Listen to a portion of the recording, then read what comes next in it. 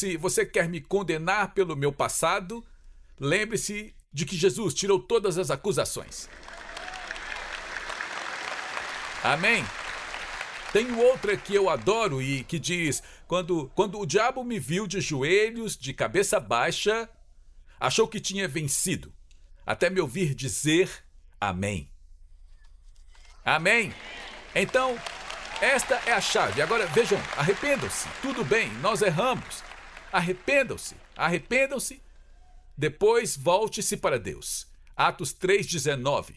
Para que seus pecados sejam apagados. Não é como aquele corretivo branco que as secretárias usavam. Não é um corretivo. É apagado. Entende o que eu estou dizendo? É por isso que Paulo disse quando o acusaram, ele respondeu: não, nunca fiz nada de errado. Eles disseram: espere, você matou pessoas. Não era eu. Era outra pessoa, eu nasci de novo.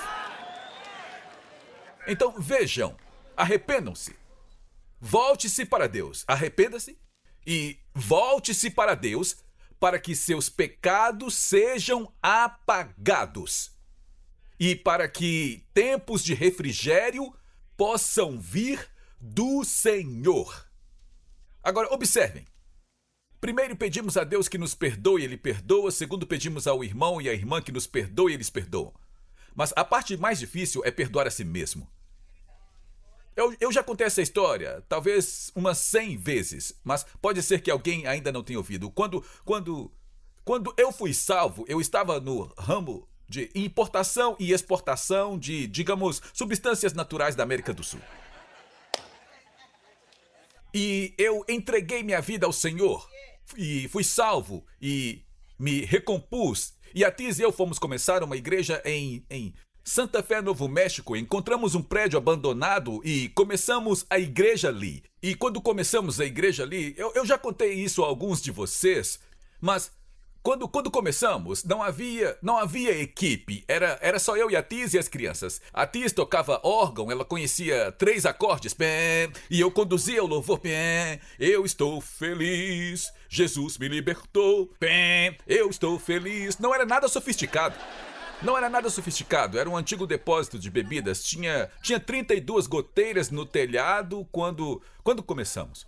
Sabe, e as primeiras 5 ou 6 pessoas que vieram à nossa igreja, eles moravam do outro lado da rua, embaixo da ponte, eram dependentes. E então estávamos abrindo a igreja, limpando tudo, arrumando as cadeiras, e eu vi esses dependentes lá. E desci e disse: ei, vai ter culto no domingo, vocês viriam me ajudar? E eles disseram sim, eles me chamavam de padre, até que eu gostava.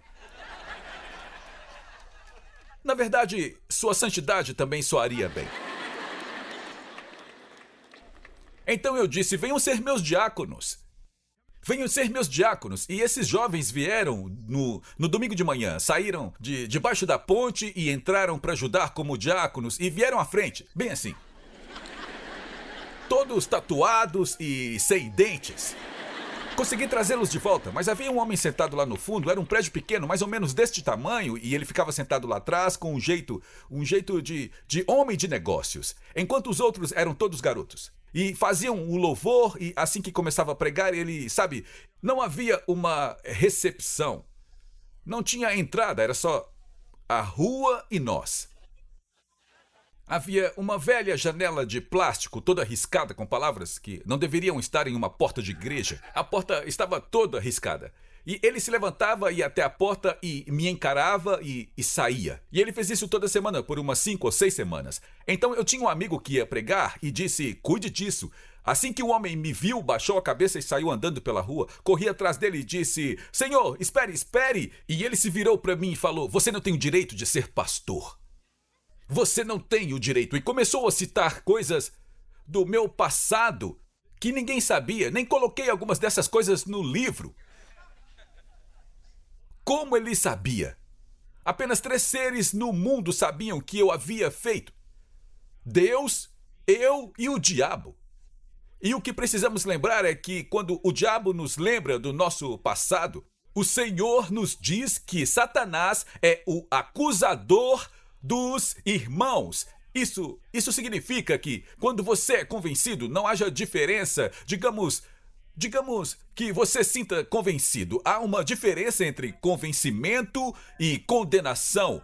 O convencimento vem do Espírito Santo para dizer, você precisa se arrepender e voltar para Deus para que Ele apague esse pecado e venha um tempo de refrigério. Mas esse homem olhou para mim e citou coisas e eu nunca mais o vi.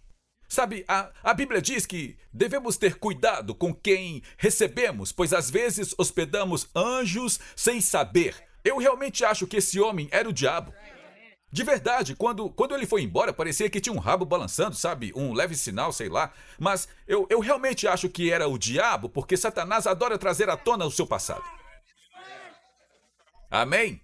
Sempre digo aquela piada pastoral, quando Satanás trouxer o seu passado, lembre-o do futuro dele. Mas é isso que o diabo faz. O diabo adora lembrar onde você falhou. É por isso que temos a graça. E aqui está uma das coisas mais importantes que posso ensinar para que suas orações sejam respondidas. A Bíblia diz que devemos chegar com ousadia diante do trono da graça. O que significa a palavra graça? Significa favor imerecido de Deus. Então, quando falamos que somos salvos pela graça, não é porque merecemos. Eu certamente não merecia, mas é o favor de Deus, o amor de Deus, a bênção de Deus que nem mesmo merecemos. Certo? A Bíblia diz, chegue com ousadia. Essa palavra ousadia significa com confiança. Você está se apresentando diante do trono do Deus Todo-Poderoso e está indo com confiança. Confiança de que Ele vai ouvir a sua oração. Confiança de que Ele vai responder, de que vai trazer o milagre que você busca. Então, se alguém pergunta, quem você pensa que é? Eu respondo, sou filho de Deus. Comprado com o sangue de Jesus? Ah, mas você era isso ou aquilo.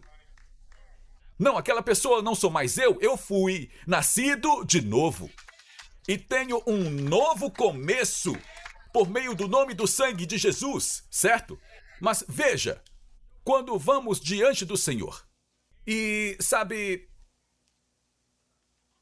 oramos por alguma coisa e de repente, enquanto oramos, a Bíblia nos lembra que o homem de mente dividida é instável em todos os seus caminhos. E que esse homem não pense que quando ele ora, ele recebe algo do Senhor. Imagine isso. Digamos que estou orando como falamos hoje. Se Marvin e Sharon não tivessem nos ligado para levar a Tis a Los Angeles, ao Hospital City of Hope, a Tis já teria morrido há mais de um ano. Vocês conhecem a história. Ela já teria morrido há mais de um ano. Em vez disso, ainda não cruzamos a linha de chegada, mas já podemos vê-la. Podemos ver a linha de chegada. É a vida contra a morte, certo? Então vamos diante do Senhor e ouvimos o que o médico diz. E ele disse, vão para casa e se preparem para morrer. Foi o que ele disse. E o que nós fazemos? Vão para casa e morram. Então, nós fomos para casa e dizemos, Senhor, pelas suas pisaduras nós fomos curados. Sabemos que Deus pode fazer isso. Deus pode fazer todas as coisas. Há algo impossível para o Senhor? Nada é difícil para Ele. Sabemos disso. Então vamos diante do trono do Senhor. Vamos diante do trono do Deus Todo-Poderoso. Deus Todo-Poderoso. E nós dissemos, Deus, precisamos que a Tis seja curada. Deus pergunta, mas você se lembra? Você se lembra? E de repente eu sei que Deus pode, mas começo a duvidar se Deus vai fazer, porque eu não sou uma pessoa perfeita. E a Bíblia diz que quando nos tornamos de mente dividida, ficamos instáveis em tudo e não recebemos nada do Senhor. Eu não quero que Deus me dê o que eu mereço. Eu quero que Ele me dê o que foi pago na íntegra pelo sangue de Jesus Cristo. A Bíblia diz que quando pedimos perdão, a Bíblia diz que Ele não se lembra mais dos nossos pecados. Vamos lá, alguém diga amém melhor. Ele não se lembra mais dos nossos pecados. Quando nos aproximamos do Senhor, lembre-se, há uma diferença entre convencimento e condenação. Convencimento é o Espírito Santo. Ok? Você começa a fazer algo que você sabe que Deus não quer que você faça. E você sente esse convencimento. Ou você fez algo e sentiu esse convencimento. Isso é uma coisa boa. Quando Jesus falou com a mulher apanhada em adultério, ele disse: mulher, onde estão os teus acusadores? E ela respondeu: ninguém, Senhor. E ele disse: nem eu te acuso. Porque Satanás... Agora, ela se sentiu convencida ao estar na presença do Senhor. Isso é uma coisa saudável. Nós precisamos nos sentir convencidos, precisamos nos sentir assim. Lembra que ele disse: vai e não peques mais para que algo pior não lhe aconteça? O que é pior do que ser apedrejado? É não sentir mais o convencimento. É não sentir mais a presença de Deus. Ele disse: nem eu te acuso. Ouça bem, se você veio ao Senhor e você confessou seu pecado e pediu perdão, a Bíblia, o próprio Deus Todo-Poderoso, não importa o que qualquer pregador diga, qualquer rabino diga, qualquer parente diga, qualquer político diga, Deus diz: eu não me lembro disso. Aliás, eu amo essa parte e queria ter mais tempo para falar. A Bíblia diz que ele pega o nosso pecado e lança no mais profundo oceano. E coloca uma placa ali: proibido mergulhar. Proibido nadar. Certo? Se confessarmos o nosso pecado, Ele é fiel e justo para nos perdoar de todo o pecado. Você diz: ah, pastor, você não sabe o que eu fiz. Não, mas em 45 anos de ministério, não há muita coisa que eu já não tenha ouvido. Quase nada que eu não ouvi. Quer me contar, eu escuto. Mas quando você vai a Deus, Ele já sabe. A Bíblia diz que se confessarmos o nosso pecado... Eu vou contar uma história antes de encerrarmos. Quando eu me converti, se você não leu o meu livro, precisa ler. Precisa mesmo. Talvez você nunca mais volte depois, mas de qualquer forma, eu não entrei na igreja andando sobre as águas. Na verdade, entrei na igreja fugindo da polícia. E alguns de vocês também. E eu lembro que quando fui salvo, o pastor dizia: Vocês se lembram de quando antigamente havia um chamado ao altar e as pessoas realmente vinham e se ajoelhavam? Talvez não fosse uma má ideia. Todo joelho se dobrará um dia. Certo? Acho que um dos nossos problemas hoje é que estamos mais preocupados com os sentimentos das pessoas do que o suficiente para a eternidade delas. Mas o pastor dizia: se confessarmos os nossos pecados. Então eu fui e me converti. A maioria de vocês já conhece essa história. Ninguém veio orar comigo, olharam para mim. Eu estava sem camisa, com brincos, cabelos compridos. E todos passaram direto. Mas eu orei e entreguei a minha vida ao Senhor. Quando finalmente comecei a voltar à igreja, toda quarta-feira eu ia ao altar e me convertia de novo domingo após domingo. Todo domingo. E depois de uns 4 meses, meu pastor Ron disse: Larry, você não precisa continuar vindo ao altar, não é? E eu respondi: preciso sim. Ele perguntou: por quê? Eu disse: bem, o Senhor disse que se confessarmos nossos pecados, eu tenho uma lista longa. Estou apenas em um quarto dela agora. E acredite, preciso que tudo isso seja perdoado. Ele olhou para mim e disse: uma vez é suficiente. No momento em que você fez e disse perdoa-me, tudo foi perdoado. E Deus diz: eu não me lembro mais dos seus pecados. Então alguém pode se aproximar de você, sabe? A frase favorita da Tiz é: você se lembra? E a frase favorita da Tiz é: eu não me lembro, mas com certeza me lembro de ter esquecido. E hoje, Deus quer que você esqueça o seu passado, porque o que ele diz? Arrependa-se, volte-se para Deus, para que ele possa apagar os seus pecados. Se Deus já esqueceu, quem é você para trazê-los de volta? Quem é você para trazer à tona o seu próprio pecado? E o que ele diz de novo? Para que venham tempos de refrigério. Está na hora de tempos de refrigério começarem em sua vida. Amém? Fique de pé comigo em todo o prédio. Tempo de refrigério. Um novo começo. Quero que todos fechem os olhos, inclinem a cabeça, ninguém olhando ao redor, só por um momento. Vamos fazer as primeiras coisas primeiro. Vamos nos arrepender. Então abaixe suas cabeças, fechem os olhos, ninguém olhando ao redor. Talvez você esteja aqui hoje e diga: Pastor Larry, sabe de uma coisa? Eu preciso pedir que o Senhor me perdoe. Eu preciso voltar para o Senhor. Eu me afastei, me distanciei, não alinhei meu coração com Deus. E eu não vou apenas pedir perdão, eu vou me arrepender. Então, com todas as cabeças curvadas, olhos fechados, ninguém olhando, você veio e pensou: pastor, você poderia orar por mim? Eu quero, porque cada um de vocês é importante para Deus.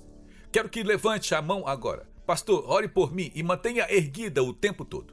Talvez você queira que eu me lembre de você em oração.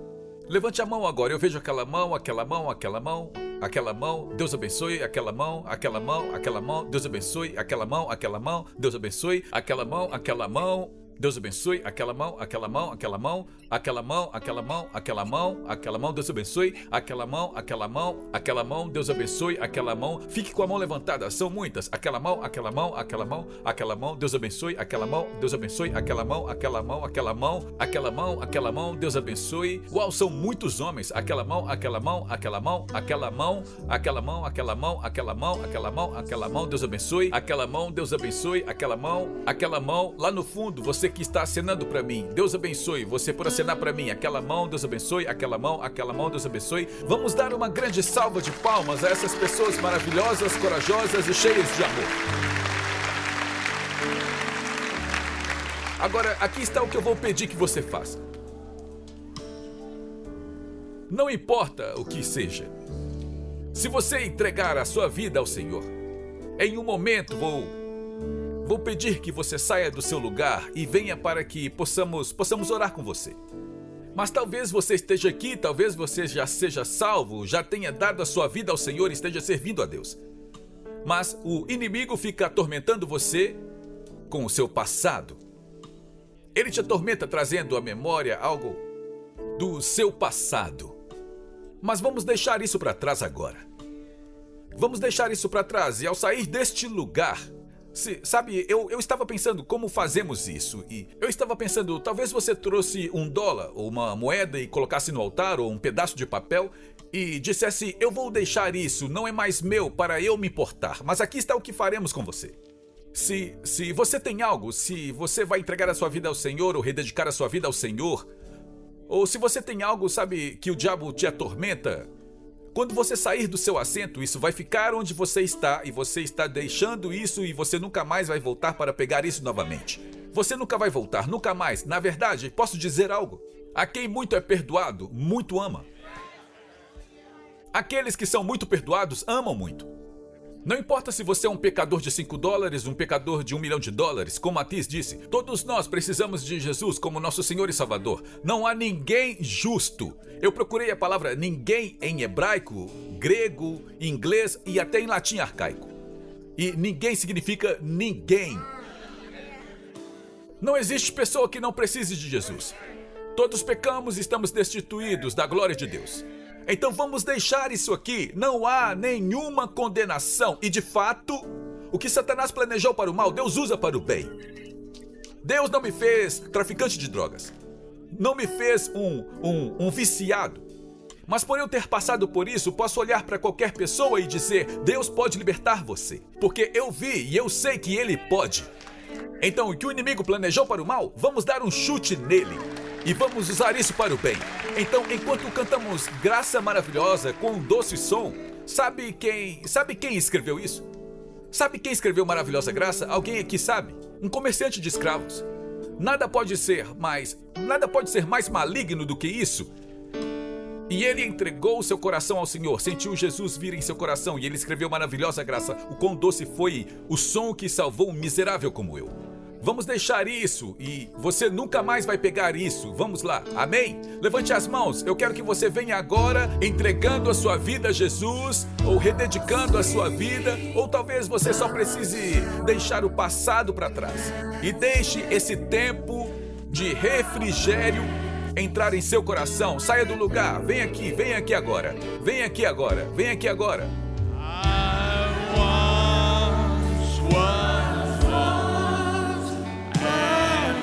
Vamos, venha, deixe isso no seu passado. Venha, dê esse passo. Façam esse movimento físico e traga refrigério espiritual.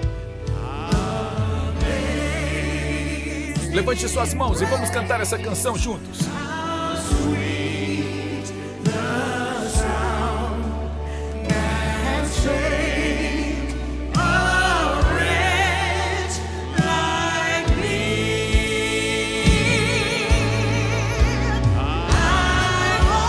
Preciso que todos os obreiros venham aqui ficar atrás deles.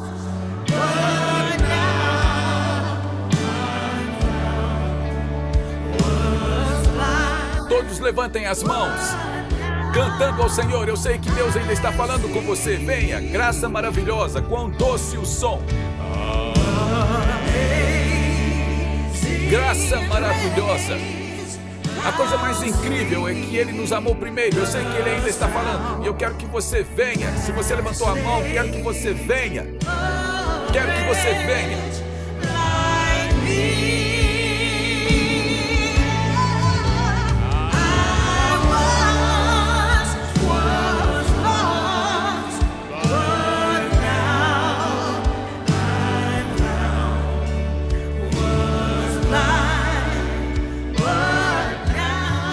Só um minuto. Sabe, eu raramente faço isso.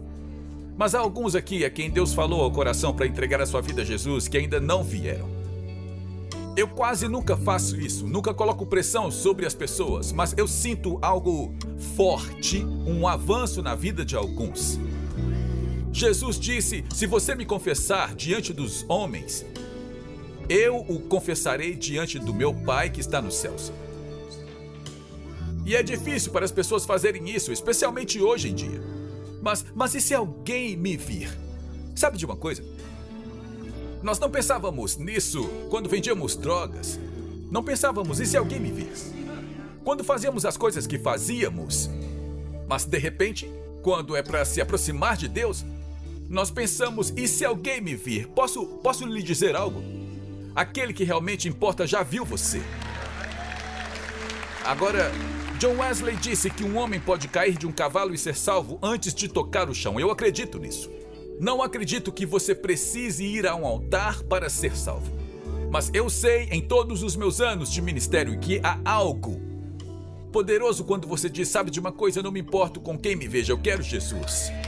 Há algo poderoso quando você toma essa posição e diz, eu não me envergonho do Evangelho de Jesus Cristo. Eu vou me levantar e entregar a minha vida ao Senhor. E eu sinto que algumas pessoas precisam fazer isso. Você precisa sair do seu lugar e ficar diante do Rei dos Reis e Senhor dos Senhores. Vamos cantar essa canção mais uma vez. Quero que todos fechem os olhos. Ninguém vai envergonhá-lo de forma alguma, mas quero que você levante as mãos e, se Deus está falando com você sobre tomar essa decisão, há uma libertação que acontece, um rompimento que acontece. Quero que você venha. Estamos cantando de novo. Talvez haja alguém do seu lado.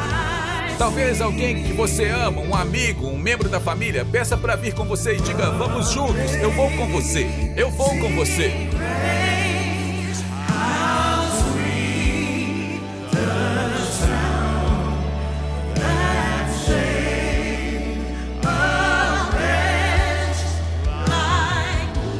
Levante suas mãos e adore ao Senhor.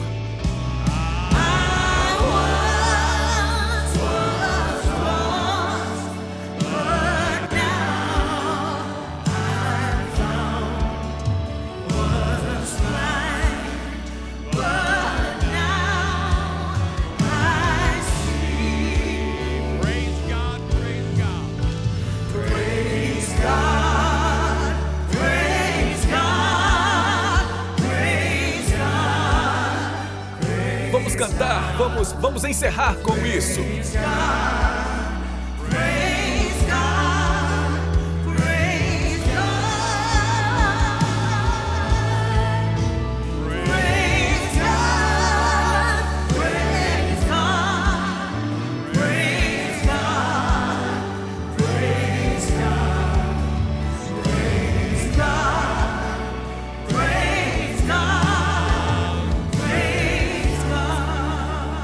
Quero que você feche os olhos, levante as mãos diante do Senhor. Vamos dizer isso juntos, em voz alta.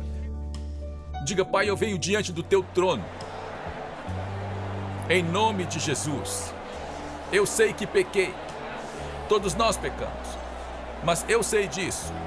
O Senhor me ama tanto que enviou Jesus Cristo para pagar por completo o preço na íntegra de todos os meus pecados. Agora, neste momento, eu recebo Jesus Cristo como meu Senhor e meu Salvador. Agora, diga como filho de Deus: Satanás, saia da minha vida, saia da minha mente, saia do meu espírito, saia do meu corpo, saia da minha casa, da minha família, das minhas finanças. Eu declaro, em nome de Jesus, que toda a maldição está quebrada e toda a bênção é recebida, em nome de Jesus. Amém e amém. Agora digam isso, digam isso. Por causa de Jesus, não há mais condenação em minha vida. A quem o Filho libertar, verdadeiramente é livre. E hoje, essa liberdade é minha, em nome de Jesus. Amém e amém. Agora deem ao Senhor uma salva de palmas de louvor. Vamos, levante a voz. Levante a voz.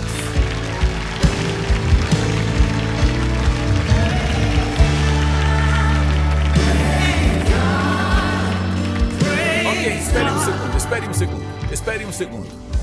Vamos encerrar em oração. Mas ouçam isso. Nunca deixem o diabo trazer de volta o seu passado. Se o diabo tentar trazer à tona o seu passado, você vai dizer: olhem para o pastor Larry.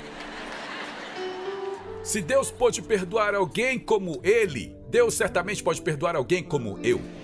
E deixe-me dizer, não importa o que esteja no seu passado, através de Jesus Cristo, o seu melhor ainda está por vir.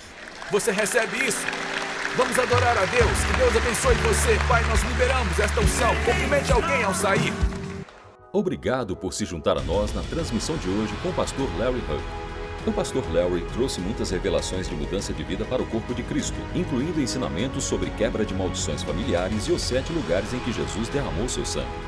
Mas talvez a revelação mais extraordinária seja seu ensinamento sobre a restauração das raízes judaicas do cristianismo e a permanência com Israel. Convidamos você a conhecer mais sobre nosso ministério visitando nosso site em larryhuckbrasil.com e nosso canal no Larry Huck Brasil no YouTube.